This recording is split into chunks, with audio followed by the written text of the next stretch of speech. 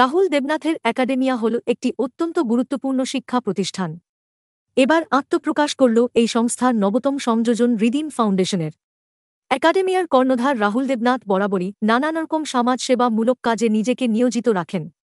এবার তার জন্মদিন উপলক্ষে প্রাক শারদীয়ার প্রারম্ভে নিভালয়ের বৃদ্ধা মহিলাদের বস্ত্র দান করা হল। নতুন বস্ত্র পেয়ে খুশি নিভালয়ের বাসিন্দারা। এদিন ঠিক কি বলেছেন একাডেমিয়ার কর্ণধার রাহুল দেবনাথ দেখুন। দেখুন, এটা তো আমাদের কর্তব্য। এই কর্তব্যকে নিয়ে বলার মতো আমার সত্যিই ধৃষ্টতা নেই।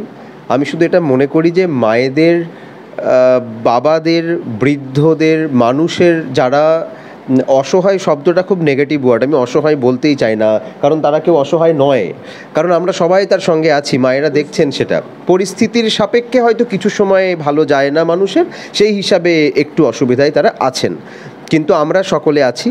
এবং আমি মনে করি যে কাজগুলো আমরা করছি এটা বিরাট কোনো কাজ নয়, এটা সমাজের প্রত্যেক স্তরের মানুষের যদি একজনের জন্যও করা সম্ভব হয় তাহলে তাই করা উচিত।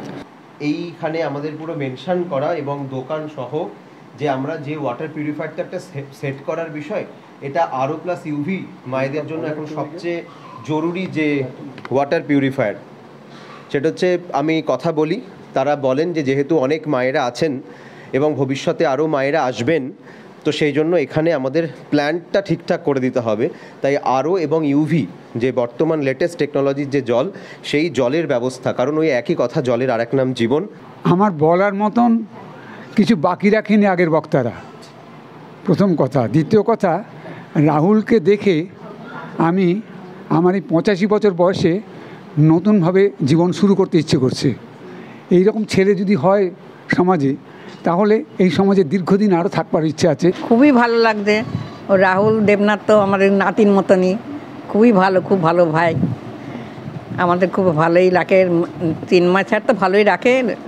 রাহুলও আমাদের খুব দেখতে গেলবারও দিয়েছিল, আমরা খুব আনন্দেই আছি। আমরা খুব আশা করেছিলাম যে এইবার আসবে নাকি ভাই, কে জানে।